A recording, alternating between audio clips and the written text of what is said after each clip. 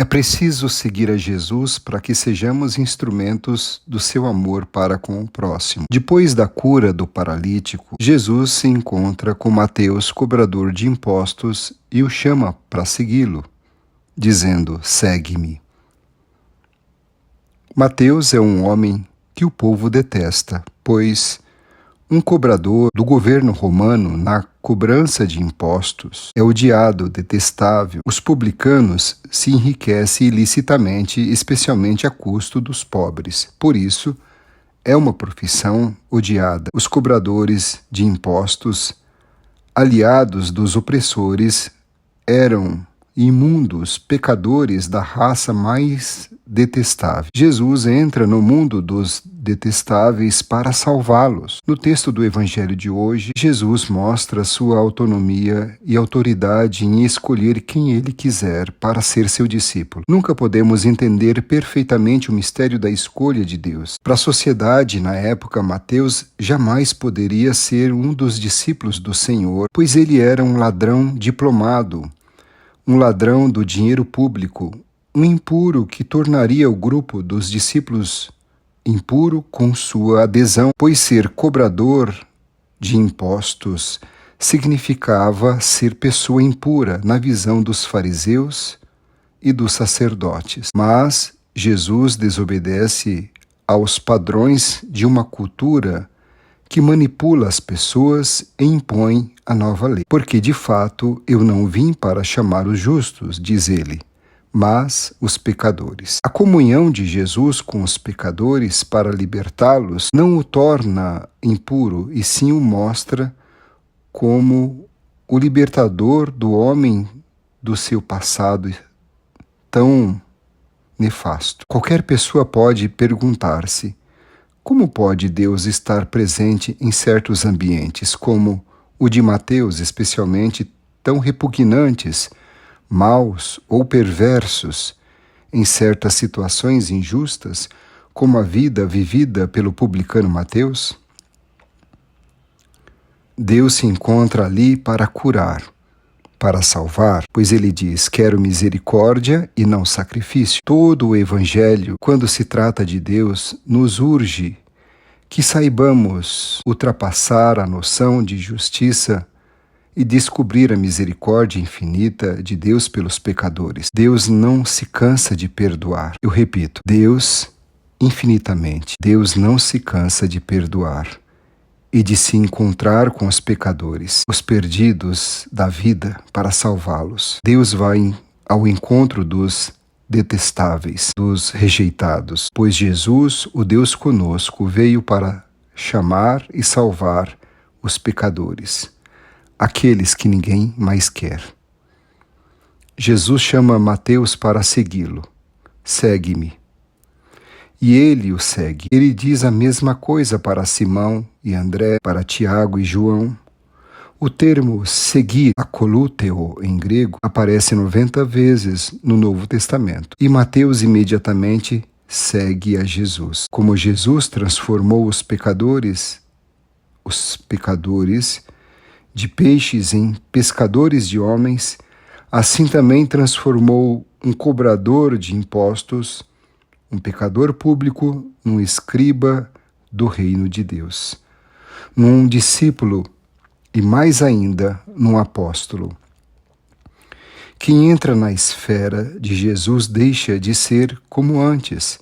Por isso é preciso definir a que seguimos e a quem seguimos na vida para antecipar qual o resultado final deste seguimento. Mateus fez uma grande ceia, não para dizer adeus a seus amigos, uma despedida da vida velha, e sim para que seus amigos se encontrassem com Jesus, que o transformou profundamente. E os discípulos também estavam presentes para que estes seguissem a maneira de Jesus de tratar os excluídos da sociedade da época. Os fariseus se escandalizaram ao ver a cena. Para eles, um observante da lei jamais se senta à mesa com os publicanos, que são pecadores públicos, porque comer com alguém numa mesa significa nivelar os relacionamentos. Portanto, a comunidade de mesa é a comunidade de vida. Consequentemente, os publicanos jamais poderiam sentar-se à mesa lado a lado com um judeu piedoso, mas aquele que ensina o caminho de Deus, que também é o próprio caminho, como Jesus, não pode atuar assim. Quero misericórdia e não sacrifício. O amor de Deus por nós é o amor misericordioso, pois cuida, sustenta e salva a humanidade. E este amor misericordioso se encarna em Jesus Cristo. Por isso, Jesus e sua palavra alimentam, cuidam, mantêm, sustentam, curam, transformam e dão a vida para a humanidade. Não podemos professar seriamente a nossa fé no Deus da misericórdia sem praticarmos ao mesmo tempo a sua misericórdia. Amor é misericordioso.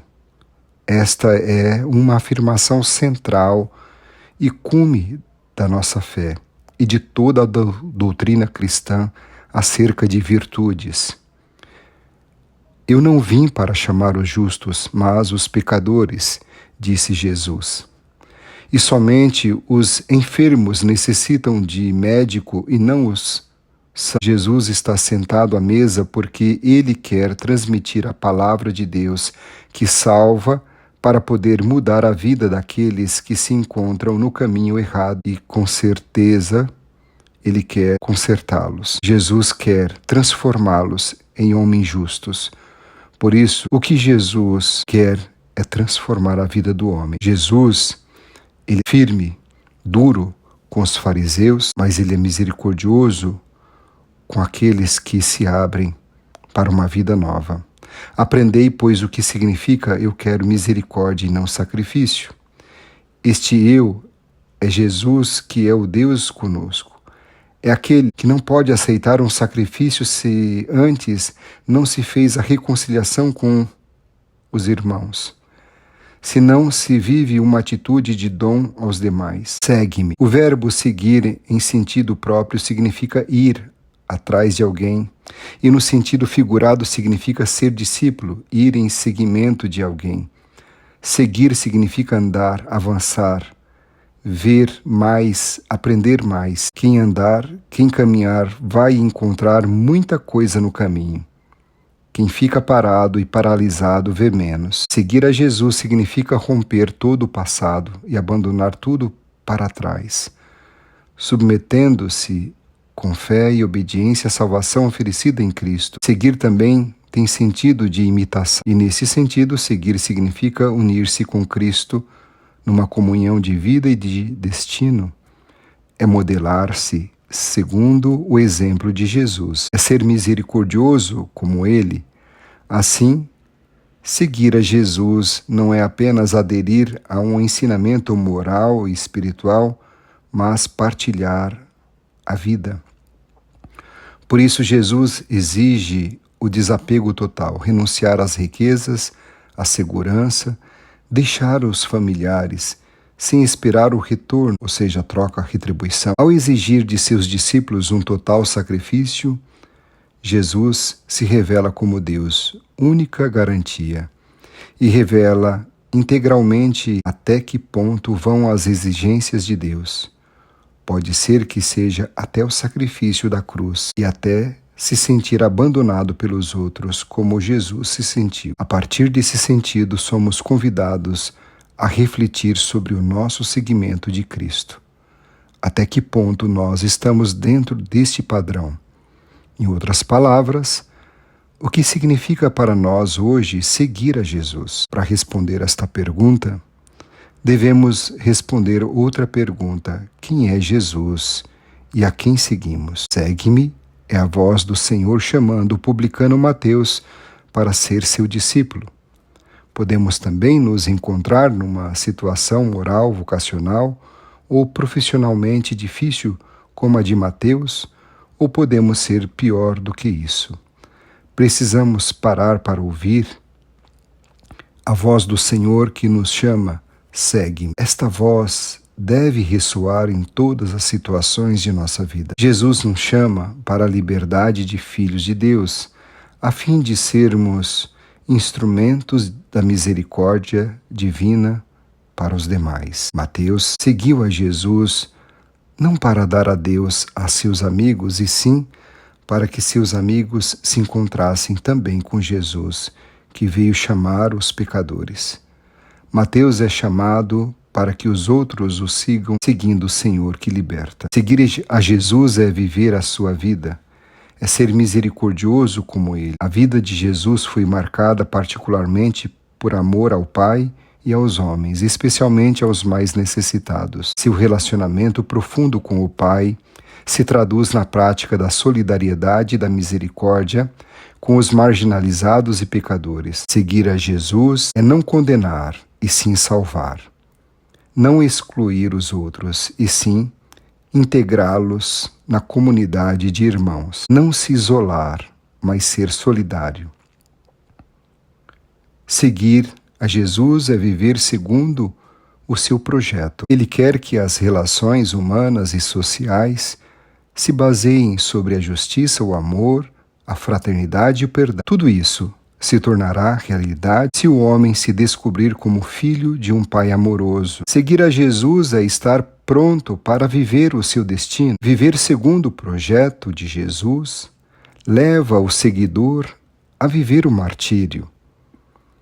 O martírio é o preço a pagar pela fidelidade à causa jamais traída. Quem se propõe a seguir a Jesus deve estar pronto também para viver a bem-aventurança das perseguições.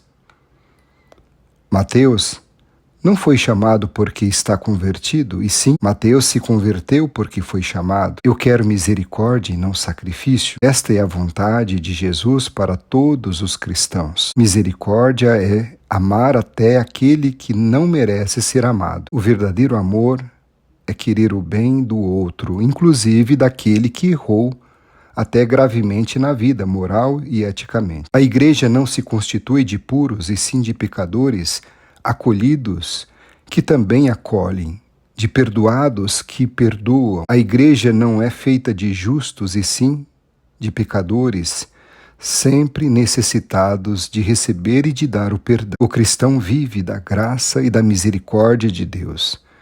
Enquanto somos duros com os pecadores, somos coniventes com o pecado.